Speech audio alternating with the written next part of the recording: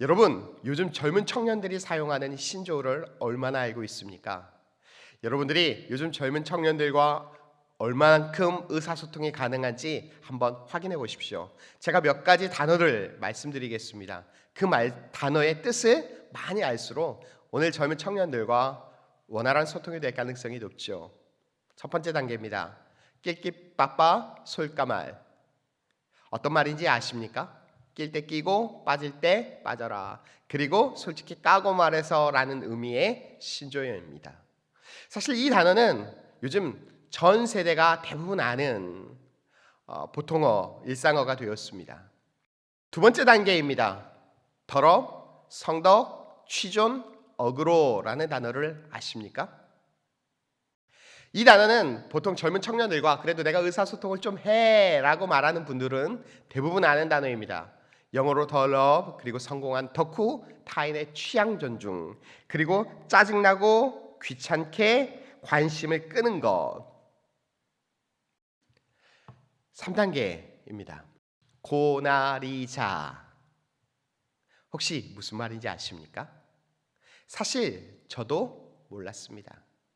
힌트를 드리자면 이 단어는 1990년 중반에서 2000년 중반 사이에 태어난 소위 G세대들이 사용하는 단어라고 합니다.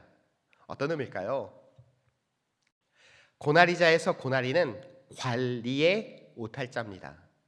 그래서 G세대에게는 고나리자는 관리자, 곧 잔소리하는 사람을 의미한다고 합니다. 코비드-19 상황 때문에 우리 아이들이 방학이 길어지고 집에 함께 있는 시간이 길어졌는데요. 어쩌면 우리 아이들이 우리를 고나리자로 여기지 않나 생각해 봅니다. 우리의 사랑스러운 아이들을 째려봐 주시겠습니다. 그런데 우리도 종종 하나님을 이렇게 여기지 않나 싶은 생각을 합니다. 하나님의 사랑을 알지 못하는 자들은 하나님의 말씀을 잔소리로 여깁니다. 그리고 하나님의 말씀을 읽지 않죠. 마치 하나님을 고나리자로 하나님의 말씀을 잔소리로 여기는 것 같습니다. 그런데 하나님을 사랑하고 하나님의 사랑을 아는 자들은 하나님의 말씀을 사랑하고 사모하며 열심히 읽죠. 하나님의 말씀이 송이꿀보다 더 달다라고 이야기합니다. 그들은 하나님을 나의 주인이요 선한 목자요 나의 공급자 되십니다 라고 고백합니다. 저는 오늘 저와 여러분들이 후자가 되기를 원합니다. 하나님을 고나리자가 아니라 나의 목자요 나의 주인이요 선한 공급자 되십니다 라고 고백하는 자들 말이죠. 그리고 하나님의 말씀을 사랑하고 사모하며 읽는 자들이 되기를 주의 이름으로 축원드립니다. 여러분, 질문 하나 더 하겠습니다. 여러분들은 예수님의 말씀을 따라가는 자들의 삶에 좋은 일이 있을 것이라고 생각합니까? 어려운 일이 있을 거라고 생각합니까? 아니, 여러분들은 예수를 믿고 예수님의 말씀을 따라 살아가며 여러분들의 삶 가운데 형통한 일들이 있기를 원합니까? 아니면 인생의 문제가 찾아오기를 원합니까? 너무나도 당연하게 우리는 형통한 삶, 평안한 삶, 안녕한 삶을 바랄 것입니다. 그런데 오늘 우리가 함께 읽은 본문에 등장하는 제자들의 삶을 보면 그렇지 않았습니다. 그들은 예수님의 말씀을 따라 항해를 시작했음에도 불구하고 그들의 삶에 거센 바람과 거친 풍랑이 찾아옵니다. 우리는 이렇게 질문해 볼 수 있습니다. 도대체 그 까닭이 무엇입니까? 예수님의 제자들이 자신의 뜻도 아니고 예수님의 말씀을 따라 항해를 시작했는데, 즉 예수님께서 가라 해서 갔는데 그들의 삶 가운데 문제가 닥쳐온 것은 무슨 까닭입니까? 라고 말입니다. 그런데 문제는 이것이 우리들의 삶에도 종종 마찬가지라는 데 있습니다. 우리가 예수를 믿고 형통한 삶을 꿈꿉니다. 우리가 예수님의 말씀을 쫓아 살아갈 때 기대하는 바는 순풍과 잔잔한 바다입니다. 우리의 인생을 항해에 빗댄다면 우리는 마치 바람에 돛단 듯 안녕하고 평강한 항해를 기대합니다. 그런데 예수님의 사람들의 삶에도 예수님의 말씀을 쫓아갈 때도 때로 거스르는 거친 맞바람과 높은 파도가 경험되는 것처럼 인생의 문제가 종종 찾아옵니다. 어쩌면 대표적인 예가 자녀 문제일 수도 있습니다.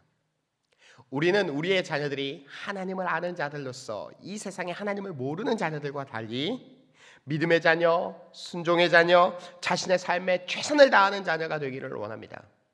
그런데 그렇습니까? 때때로 우리의 자녀들이 세상에 하나님을 모르는 자녀들과 똑같아 보일 때들도 참 많습니다. 방학이 긴데 열심히 공부하고 있나요? 방학 내내 놀며 공부도 안 하며 청소도 안 하며 심지어 신앙생활도 귀찮게 여깁니다. 하는 것이라고는 오로지 말대꾸. 우리 한번 우리의 사랑스러운 자녀들을 다시 한번 째려보겠습니다. 도대체 왜 예수님과 동행하는 예수님을 쫓아 살아가는 자들의 삶에도 문제가 여전한 것입니까? 오늘 우리가 함께 살펴본 본문은 예수님께서 오병이어 즉 물고기 2마리와 떡 5개로 5,000명을 먹이신 사건 다음에 있었던 일입니다. 오병이어의 사건을 기록한 요한복음을 보면 예수님의 기적을 맛본 사람들은 놀라 예수님을 억지로 임금 삼으려 했습니다. 즉 예수님을 세상의 왕으로 삼고자 했죠. 그것은 하나님의 뜻도 아니고 예수님의 사역도 아니기에 예수님은 그 자리를 피하십니다. 예수님께서는 그 자리를 피하시기 위하여 일련의 양동작전을 사용하시는 것 같아요. 즉 제자들을 재촉하여 서둘러 배를 타고 바다 건너편으로 가게 하시고 자신은 몸을 피하여 산에 올라 밤새 기도하는 것이죠. 어찌되었건 예수님은 홀로 남아 밤새 기도하고 계시고 제자들은 예수님의 말씀을 따라 순종하여 배를 타고 바다 건너편으로 가고 있던 상황입니다. 제자들의 출발은 꽤나 순조로웠습니다. 그들은 그들의 목적지에 금세 도착할 것이라고 기대하고 있었지요. 그런데 그들이 배를 타고 육지에서 수리쯤 떨어졌을 때 바다가 갑자기 요동치기 시작합니다. 일부 사본에는 그들이 호수 중앙쯤 이르렀을 때라고 기록되어 있습니다. 즉 목적지는 아직 멀지만 그러나 많이 와서 다시 돌아갈 수 없는 거리, 진퇴양난의 지점에서 거센 바람과 거친 파도를 마주합니다. 그렇게 오늘 본문 24절에 배가 이미 육지에서 술이나 떠나 바람이 거스름으로 물결로 말미암아 고난을 당하더라. 마태는 그 상황을 고난이라는 단어로 정의합니다. 이 고난이라는 단어로 번역된 헬라어가 바사니조라는 단어인데요. 이 바사니조는 괴롭힘 당하다, 고통당하다라는 의미로 해석할 수 있습니다. 그런데 이 고통의 크기, 괴롭힘의 크기가 작은 것이 아니라 어떤 특정 대상으로부터 괴롭힘, 고통을 당하여 죽음의 위협에 사로잡힌 상태, 이런 상태를 의미하는 단어가 바사니조라는 단어입니다. 마태복음 8장 6절에 한 백부장이 예수님께 나와 말합니다. 주여, 내 하인이 중풍병으로 집에 누워 몹시 괴로워하나이다. 여기서 괴로워하나이다라는 단어가 바사니조입니다. 즉 중풍병이라는 어떤 대적으로부터 괴롭힘 당하고 고통당하고 죽음의 위협, 죽음의 공포에 휩싸이는 상태를 의미하지요. 마태복음 8장 29절에 예수님께서 가다라 지방에서 군대 귀신을 쫓아내실 때 그 군대 귀신이 예수님께 다음과 같이 말합니다. 하나님의 아들이여, 우리가 당신과 무슨 상관이 있나이까? 때가 이르기 전에 우리를 괴롭게 하려고 여기 오셨나이까? 여기서 괴롭게 하다라는 단어가 똑같은 단어지요. 즉 사단 입장에서, 귀신 입장에서는 예수님이 대적자요, 예수님으로부터 말미암아 괴롭힘과 고통을 당하고 존재가 부정당하고 생명이 위태롭게 된 상황, 이런 상황을 의미하는 것이 바사니조입니다. 그렇게 마태가 이 단어를 선택한 것은 그가 경험한 풍랑과 바람과 파도가 얼마나 컸는지를 우리가 짐작하게 해줍니다. 즉 그것은 육체가 조금 거스르는 수준이 아니라 그들이 파도와 바람으로 인하여 고통당하고 괴롭힘당하고 죽음의 위협에 휩싸여 있는 상태, 그 정도 수준을 이야기하죠. 그렇게 그 장소에서 같이 있었던 마가도 그 상황에 동일한 단어를 사용합니다. 마가복음 6장 48절에 바람이 거스름으로 제자들이 힘겹게 노젓는 것을 보시고, 여기서 힘겹게라는 단어가 바사니조입니다. 요한 역시 그 상황을 바라보며 큰 바람이 거슬렸다. 그래서 자기들이 밤새 노를 저어 가봤지만 시별이 약 4km 정도밖에 가지 못했다라고 기록하고 있습니다. 그렇게 여러분, 우리가 다시 한번 질문해 볼 수 있어요. 예수님의 말씀을 따라갔는데 그들 앞에 닥쳐온 이 큰 바람과 거센 파도는 도대체 무슨 까닭입니까? 예수님의 말씀을 따라갔다면 잔잔한 바다 그리고 순풍이 불어와야 하는 것 아닙니까? 그런데 여러분, 우리가 정확히 알아야 할 것이 있습니다. 그것이 무엇이냐면 하나님께서는 자신의 백성들에게 순풍에 돛담듯 그리고 평범하고 안녕한 삶, 잔잔한 파도만 약속하지 않으셨다는 것입니다. 하나님께서는 우리가 종종 물 가운데를 지날 것이며 불 가운데 거할 것임을 말해주고 계십니다. 오히려 하나님의 말씀은 우리와 기대와 조금 상반되어 보이기도 해요. 그렇다면 하나님의 약속은 무엇입니까? 하나님의 약속은 우리가 물 가운데 지날 때 우리와 함께하여 우리를 보호하고 보존하시며, 우리가 불 가운데 거할 때 우리와 함께하시며 그 불이 우리를 사그러들지 못하도록 만들어 주시겠다는 것입니다. 이것이 하나님의 약속입니다. 이것을 우리 학생들 예로 비근하게 조금 바꿔서 이야기하면, 하나님의 약속은 우리가 시험을 안 보게끔 하는 것이 아니라 시험을 보고 열심히 공부하도록 요청하지만, 그러나 공부할 때 시험 볼 때 우리와 함께 해주시겠다는 것이죠. 이것이 하나님의 약속입니다. 제자들은 밤새 거스르는 바람과 높은 파도로 인하여 고통당하고 있습니다. 괴롭힘 당하며 힘겹게 노를 젓고 있죠. 그리고 예수님께서는 제자들이 힘겹게 밤새 노젓는 것을 보셨습니다. 그리고 이사야의 위대한 선포대로 물 가운데 지나는 자신의 제자들과 함께하여 그들을 구원하기 위해 예수님께서는 제자들을 찾아오십니다. 전능한 능력자로 그들을 찾아가십니다. 어떻게요? 예수님과 제자들 사이에는 큰 파도가 있지 않습니까? 배를 타고 갑니까? 아니면 수영을 해서 갑니까? 여기에 위대한 기적이 있습니다. 놀랍게도 예수님께서는 거스르는 바람을 뚫고 거친 파도를 짓밟으며 제자들에게 뚜벅뚜벅 걸어가십니다. 거센 바람과 거친 파도는 마치 제자들을 향한 예수님의 발걸음을 멈추게끔 막고자 하듯 날뜁니다. 그러나 그 무엇도 제자들을 향한 예수님의 발걸음을 막을 수 없습니다. 아무리 센 바람도, 그 바람이 만들어낸 아무리 큰 파도도 자신의 제자들을 찾아가는 예수님의 발걸음을 붙잡을 수 없는 거예요. 이것이 예수님의 능력입니다. 예수님은 자신을 방해하는, 그리고 자신의 제자들을 괴롭히는 그 물을 짓밟으며 걸어가십니다. 그것이 아무리 날뛰어 봐야 오직 예수님 발밑에 놓일 뿐입니다. 예수님은 자신의 사랑하는 이들과 함께 하시는 전능하신 하나님이십니다. 그렇게 예수님께서는 제자들을 찾아가십니다. 그런데 참 역설적인 게 무엇이냐면요, 자신들을 찾아오시는 예수님을 바라보며 제자들이 더 큰 두려움에 빠진다는 데 있습니다. 예수님께서 바람을 가르시고 파도를 짓밟으시며 제자들에게 걸어오실 때 저 멀리 걸어오시는 예수님을 바라보며 한 제자가 놀라 소리칩니다. 저게 뭐가 있다. 그때 모든 제자들의 시선이 일순 그쪽으로 쏠렸음이 분명합니다. 그들은 저 멀리서 흐릿하게 보이는 그 무엇에 집중하기 시작합니다.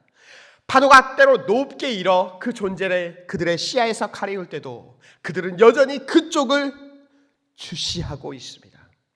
그리고 자신들이 잘 모르는 그 존재, 그러나 처음 경험하는 기이한 현상으로 인하여 두려움과 공포에 휩싸이기 시작합니다. 그들의 심장은 쿵쾅쿵쾅 뛰기 시작하며 그들의 육체는 날카롭게 쭈뼛 섭니다. 그들의 모든 관심은 거기에 보이는 그 무엇입니다.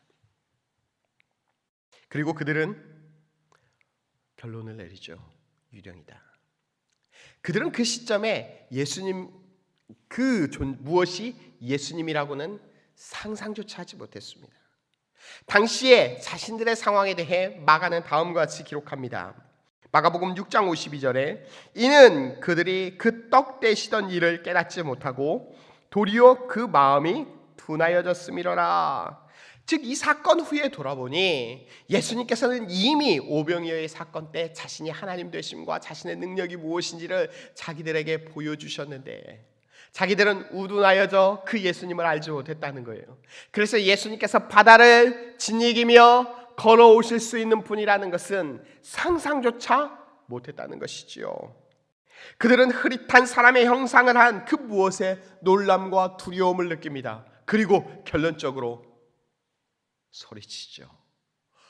유령이다. 사랑하는 형제 자매님, 여러분들은 예수님을 어떤 분이라고 생각하십니까? 정말 예수님을 믿고 계십니까? 우리가 예수님을 믿는다 할 때 그 믿음도 이런 제자들과 같은 믿음일 때가 참 많습니다. 마치 이런 거죠. 예수님은 능력 있는 하나님이시니까 혼자서도 배를 잘 모실 거야. 예수님은 능력 있는 하나님이시니까 거친 파도도 뚫고 수영하실 수 있을 거야. 라는 수준입니다. 그러나 예수님은 우리의 상상을 초월하며 우리가 생각할 수 있는 범위를 뛰어넘으시는 분이십니다. 예수님께서 전능하신 하나님으로 제자들을 찾아오실 때 그들의 문제는 해결되기 시작했고 그들의 삶에 구원이 임하기 시작했습니다. 제자들이 두려워 소리치며 우왕좌왕할 때 그것을 보신 예수님께서 저 멀리 있는 제자들에게 소리치십니다. 안심하라, 나니 두려워하지 말라. 저는 이 말씀이 참 따뜻하고 좋습니다. 예수님께서는 제자들에게 나 예수야 라고 설명하지 않아요. 뭐라고 이야기합니까? 나야. 여러분, 누군가에게 나야 라고 말할 수 있는 관계, 친밀한 관계, 사랑의 관계입니다. 제가 대학생 시절 유행했던 한 노랫말 가사에 이런 이야기가 있습니다.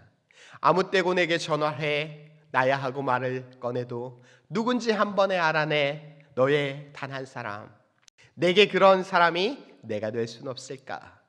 사실 노래하려고 준비했는데요. 노래했다가 저희 아내에게 혼날 것 같아서 말로만 합니다. 여러분, 어떤 이야기입니까? 나야 하고 말을 할 수 있는 그런 소중한 존재, 사랑의 존재가 내가 되고 싶다라는 의미예요. 이게 예수님의 상황과 딱 맞습니다. 예수님의 제자들은 예수님을 눈치채지 못하고 두려움과 공포에 휩싸였을 때 예수님은 제자들을 책망하지 않아요. 나도 못 알아보니라고 이야기하지 않아요. 그들에게 나야 라고 말하며 친밀함과 사랑을 담아 자신의 정체를 드러내어 주시죠. 그리고 나니 걱정하지 말고 안심해, 두려워하지 마라고 위로하고 계시는 거예요. 여러분, 안심하십시오. 두려워하지 마십시오. 예수님은 우리의 인생에 나야 말씀하시는 분이 되어주십니다. 그런데 여러분, 이 나야는 단지 친밀함과 사랑을 담은 이야기로만 그치는 것이 아닙니다. 이 나야는 훨씬 더 크고 위대한 비밀을 가진 이야기입니다. 이 말은 예수님께서 자신의 신적인 권위를 담아 제자들을 위로하시며 하신 이야기입니다. 즉 예수님께서 자신이 스스로 하나님이심을 드러내며 제자들에게 위로와 안녕을 선포하신 것이죠.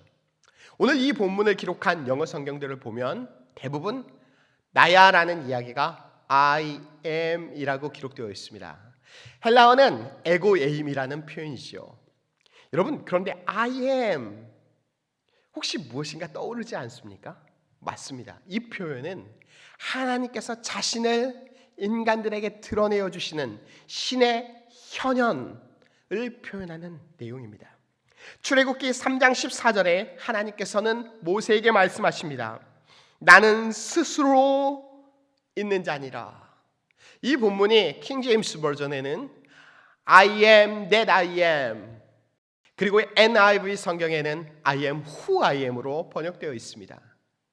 예수님 당시에 히브리어 성경을 헬라어로 번역하여 그 당시에 사람들에게 흔히 쓰였던 70인경은 이 본문에 오늘 예수님의 표현과 똑같은 에고 에이미라는 표현으로 번역되어 있죠.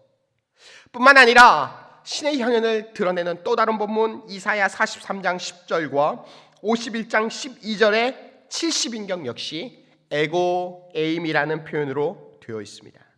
즉 예수님은 자신의 신적 권능과 하나님 되심을 제자들에게 드러내어 주시며 그들에게 평강을 선포하고 있는 것입니다.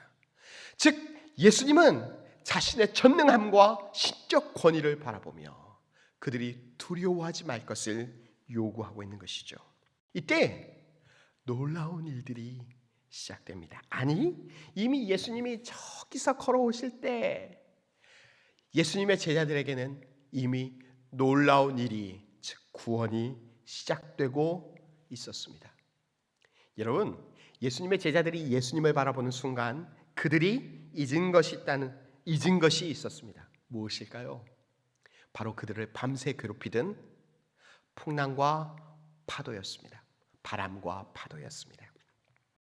즉 예수님의 제자들이 예수님을 바라보고 그에게 주목할 때 상상할 수 없는 엄청난 예수님의 능력을 목도하고 그들은 예수님께 모든 관심을 빼앗깁니다. 그 이전에 밤새 그들을 사로잡고 있었던 바람과 파도는 더 이상 그들의 관심도 아닙니다. 한마디로 말해서 아웃 오브 안중이죠. 이와 같이 전능하신 예수님을 바라보면 그의 위대한 능력에 놀라 이 세상의 것들은 더 이상 놀랄 만한 것들이 아닌 것처럼 여깁니다. 너무나 크고 놀라운 예수님의 능력과 그분의 존재 본연의 영광으로 인해 우리의 가슴에서 믿음이 싹 터 자라나고 세상의 다른 모든 것을 아무것도 아닌 것으로 여길 수 있습니다. 이것이 바로 믿음입니다. 제자들에게는 이제 더 이상 파도도 바람도 관심의 대상이 아니었습니다. 예수님으로 인하여 믿음이 싹트기 시작했고 구원이 시작된 것입니다. 여러분, 그 대표적인 예가 베드로입니다. 예수님께서 자신의 존재를 밝히시고 저 멀리서부터 뚜벅뚜벅 걸어오십니다. 예수님이 분명하여질수록 제자들의 가슴에는 벅찬 감동과 환희 그리고 놀람과 경탄이 가득 찹니다. 도대체 예수님은 어떤 분이신가? 우와, 대단하다. 베드로 역시도 마찬가지입니다. 저 멀리서 두려움, 공포에 휩싸였다가 바라볼 때는 두려움과 공포에 휩싸였다가 예수님께서 자신에게 뚜벅뚜벅 걸어오시는 것을 보며 그 역시 믿음의 감격 그리고 환희 그리고 신적 존재를 만났을 때 느끼는 황홀함이 가득 차게 됩니다. 그리고 그의 한 곳에서 믿음이 싹 터오르고 금세 자라 그의 가슴을 가득 채우게 됩니다. 그렇게 그가 인간으로서는 상상할 수 없는 요청을 예수님께 하고 있습니다. 예수님, 만일 당신이여거든, 만일 주님이시거든 나를 명하여 물 위로 오라 하소서. 즉 예수님, 나도 예수님처럼 물 위를 한번 걸어볼 수 있겠습니까? 여러분, 이렇게 말하는 베드로가 어떻게 느껴지십니까? 만약 예수님을 제외하고 예수님을 고려해서 빼고 베드로를 생각한다면 무모하다라는 생각을 가질 것입니다. 그런데 여러분, 베드로가 이제까지 단 한 번이라도 자신이 물 위를 걸을 수 있을 거라고 상상이라도 해봤을까요? 아닙니다. 만약 그럴 수 있다고 생각했다면 저 멀리서 예수님이 걸어오실 때 그는 예수님을 오해하지 않았을 것입니다. 사람은 물 위를 걸을 수 없어. 이것이 세상의 상식입니다. 그리고 베드로의 상식입니다. 그런데 자신을 괴롭히던 바람을 뚫고 자신을 밤새 힘들게 했던 그 파도를 짓밟으며 걸어오시는 예수님을 바라보고 그분께 주목할 때 그 예수님의 위대한 권세와 권능과 신적인 위엄 앞에 베드로가 놀라고 경탄하며 그의 가슴 속에 믿음이 생겨나 점점 커지고 그의 삶을 사로잡는 거예요. 그렇게 그는 보통의 사람이 생각조차 할 수 없는 상식을 초월한 소망을 꿈꾸고 간구합니다. 바로 자신도 물 위를 걸어 예수님께 나아가고 싶다는 소망이죠. 밤새 그를 괴롭히던 거센 바람과 파도는 더 이상 그의 걱정도 관심도 아닙니다. 보이지도 않습니다. 오로지 그의 눈에는 예수님만 담겨 있습니다. 이와 같은 베드로의 요청에 예수님께서는 무엇이라 말씀하십니까? 예수님께서는 베드로도 온 육체에 살아계신 하나님을 경험케 만들어 주시기를 원하셨습니다. 그렇게 말씀하십니다. 오라. 다른 모든 제자들이 베드로를 바라봅니다. 베드로가 예수님을 바라보며 배 밖으로 발을 한 발 내딛지요. 그리고 또 한 발 내딛습니다. 두 발이 온전히 물 위에 서 있습니다. 그의 눈은 여전히 예수님을 바라보고 있습니다. 예수님을 바라보며 한 걸음 한 걸음 밤새 자신을 괴롭혔던 그 파도를 그도 예수님처럼 짓밟으며 걸어가고 있습니다. 이것이 믿음 있는 자의 삶입니다. 믿음의 사람은 예수님을 바라보며 능력의 삶을 살아갑니다. 믿음이 없는 사람은 문제에 빠져 허우적거릴 때 예수님을 바라보는 믿음의 사람은 문제를 딛고 그것을 헤치고 나아가는 것입니다. 여러분, 저는 오늘 저와 여러분이 이 예수님을 보고 그리고 예수님과 함께 걸으며 능력 있는 위대한 하나님의 사람이 되기를 주의 이름으로 축원드립니다. 그분을 바라보면 예수님의 상상할 수 없는 능력과 그의 친밀함, 따뜻한 사랑으로 인해 믿음의 사람이 됩니다. 그렇게 예수님을 보는 자들은 더 이상 세상을 바라보며 놀라지 않죠. 예수님을 바라보는 자들은 더 이상 세상에 휩쓸리지 않습니다. 섭쓸리지 않습니다. 이것이 예수님의 사람입니다.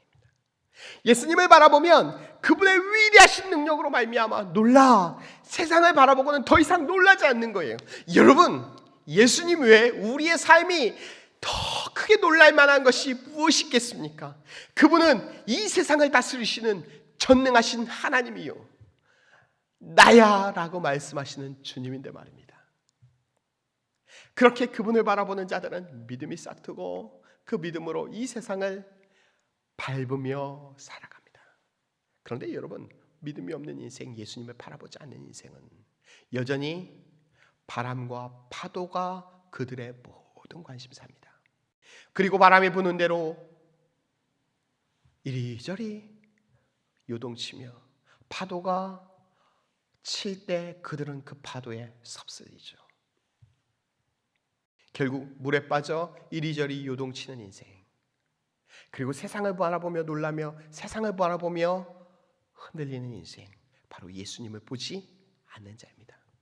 여러분, 여전히 문제가 문제인 까닭은 문제가 문제여서가 아니라 우리가 예수님을 바라보지 못하기 때문입니다. 여러분, 여전히 우리의 삶 가운데 문제가 큰 것은 우리가 그것보다 훨씬 크신 예수님을 보지 못하기 때문입니다. 그렇게 여러분 이 세상을 너무 주의 깊게 바라보지 마십시오. 이 세상의 소리에 너무 마음 빼앗기지 마십시오. 예수님을 바라보십시오. 그리고 이제는 질문을 바꾸십시오. 도대체 왜 예수님의 말씀을 따라가는 제자들의 삶에 문제가 닥친 것입니까? 왜 도대체 예수님을 쫓아 살아가는 자들의 삶에 문제가 여전한 것입니까? 우리는 지극히 작고 초라한 자들로 이 세상을 통치하시고 다스리시는 하나님의 섭리를 다 이해할 수 없습니다. 그렇게 이 질문에 다 답할 수는 없죠. 그러나 우리는 이제 예수님을 바라보는 자들로 분명히 아는 게 있습니다. 그게 무엇이냐? 이 질문은 중요한 질문이 아니라는 것입니다. 그리고 예수님을 바라보는 자들은 질문을 뒤바꾸어 다음과 같이 질문합니다. 전능하신 하나님, 그분이 내가 물 가운데 지날 때, 불 가운데 지날 때 정말 나와 함께 하십니까? 여러분들의 답은 무엇입니까? 정말 그 사랑의 하나님의 그 전능하신 하나님의 사랑에서 나를 끊을 수 있는 것이 그 무엇도 없습니까? 여러분들의 답은 무엇입니까? 내가 예수님을 바라보는 자인가? 아니면 바람을 바라보는 자인가? 여러분들의 답은 무엇입니까? 이 질문이 훨씬 더 중요한 질문이라는 것을 알죠. 이 예수님을 바라본 제자들은 그로 말미암아 참된 평안을 얻습니다. 예수님이 제자들이 탔던 배에 올라타실 때 모든 바람은 그칩니다. 예수님이 바람을 이기신 것이요 그들에게 구원이 임한 것입니다. 제자들은 그 예수님으로 인하여 벅찬 감격으로 가득 찹니다. 믿음이 폭발하죠. 그렇게 그들은 예수님을 향하여 경배하며 소리쳐 외칩니다. 배에 있는 사람들이 예수께 절하여 이르되 진실로 하나님의 아들이로소이다 하더라. 여러분, 저는 이것이 저와 여러분들의 고백이 되기를 주의 이름으로 축원드립니다. 여러분, 이런 삶을 살아가기 위해 우리에게 필요한 것이 있습니다. 바로 성경 읽기입니다. 우리 교회가 현재 1년 1독 성경 읽기를 진행하고 있습니다. 여러분, 이 일에 함께 동참해 주십시오. 우리가 바라보는 예수님 말씀을 통해 가장 잘 드러납니다. 그렇게 성경을 읽지 않고 예수님을 안다. 성경을 읽지 않고 예수님을 바라본다. 성경을 읽지 않고 예수님을 생각한다. 거짓말입니다. 하나님께서는 우리에게 성경을 통하여 자기 자신을 드러내어 주시고 우리에게 성경을 통하여 예수님을 보여주십니다. 그렇게 성경 읽기는 단순한 책 읽기가 아닙니다. 그것은 내가 이제 바람이 아니라 하나님을 바라보며 살아가겠다는 믿음의 고백이요, 내가 바람에 파도에 섭슬리는 인생이 아니라 그것을 딛고 살아가는 능력의 삶을 살아가겠다는 결단입니다. 예수님께서는 성경을 읽는 자들에게 자신을 보여주시고 하나님의 복을 주십니다. 예수님께서는 그들에게 복을 주셔서 그들이 환경을 초월하여 살아가는 능력의 사람들로 서게 만들어 주십니다. 그렇게 성경 읽기는 믿음의 증거요 곧 능력의 출발입니다. 여러분, 이 일에 함께 동참해 주시기 바랍니다. 현재 국방대학교 가족밴드의 사진첩에 성경 읽기 앨범, 일독 앨범이 있습니다. 그 앨범에 매일 우리가 읽어야 할 분량의 성경 분량이 안내됩니다. 여러분, 그 분량을 읽고 좋아요 이모티콘으로 참여를 표기해 주시기 바랍니다. 이모티콘은 단지 읽었다는 확인의 표시에 그치지 않습니다. 그것은 내가 매일 바람이 아니라 하나님을 바라보겠다는 믿음의 결단이요, 우리의 형제들의 자매들에게 나도 당신과 함께하고 있습니다 라고 고백하는 사랑의 증표입니다. 그렇게 이모티콘 확인은 믿음의 결단이자 사랑입니다. 여러분, 너무 늦으면 쫓아오기 어렵습니다. 일주일밖에 안 됐습니다. 아직 늦지 않았습니다. 충분히 시작하실 수 있습니다. 함께 동참해 주십시오. 하나님의 말씀을 포기하면 바람에 섭슬려 살아갑니다. 하나님의 말씀을 읽지 않으면 물에 빠져 허우적대며 살아갑니다. 여러분, 그렇게 성경 읽기는 시간이 남아서 하는 일이 아닙니다. 그것은 선택의 문제도 아닙니다. 그것은 취향의 문제도 아닙니다. 그것은 능력과 생명의 문제입니다. 그렇게 여러분, 저는 오늘 저와 여러분들이 그 일에 동참하여 주시기를 부탁합니다. 그리하여 날마다 예수님을 바라보고 그 예수님으로 말미암아 믿음을 소유하며 이 믿음으로 말미암아 우리의 인생 가운데 닥쳐오는 그 어떤 것이라도 밟고 살아가는 능력의 사람, 저와 여러분들이 다 그런 인생 살기를 주의 이름으로 축원드립니다. 함께 기도하겠습니다.